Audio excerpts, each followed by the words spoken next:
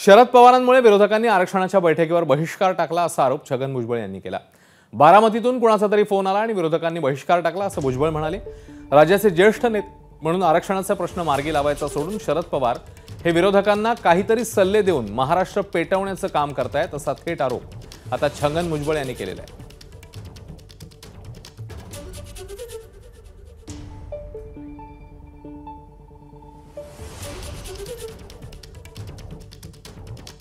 त्यावेळेला अशा आरक्षणाच्या बाबतीमध्ये ज्यावेळेला काही प्रश्न निर्माण होतात त्यावेळेला अपेक्षा ही आहे की महाराष्ट्राचे एक ज्येष्ठ नेते म्हणून पवार साहेबांनी सुद्धा तिथे यायला पाहिजे होतं। परंतु असं सांगितलं जातं की सगळे येणार होते, पण 5 वाजता बारामतीवरून कुणाचा तरी फोन गेला आणि विरोधी पक्षाचे सगळे येणारे नेते यांनी बहिष्कार टाकला। तुमचा राग आमच्यावर असेल, तुमचा राग अजितदादावर असेल, तुमचा राग छगन भुजबळवर असेल, पण या ओबीसी समाजानं तुमचं काय घोडं मारलंय? का तुम्ही येत नाही? का हे सगळं मिटवण्यासाठी तुम्ही आमच्या बरोबर येत नाही?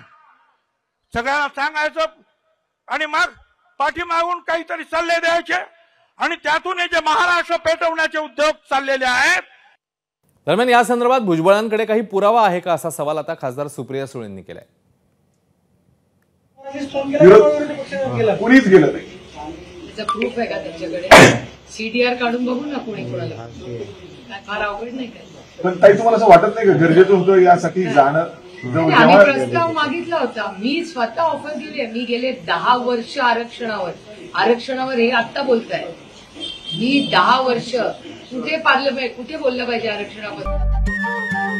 नमस्कार, मनसुद्धा तुझं ही वेगळ्याच प्रकारची मालिका तुम्हा सगळ्यांना खूप आवडली होती। याचा दुसरा सीझन कधी येणार अशी विचारणा झाली। प्रतीक्षा संपली आहे मित्रांनो, येतोय मनसुद्धा तुझाचा दुसरा सीझन। होई मन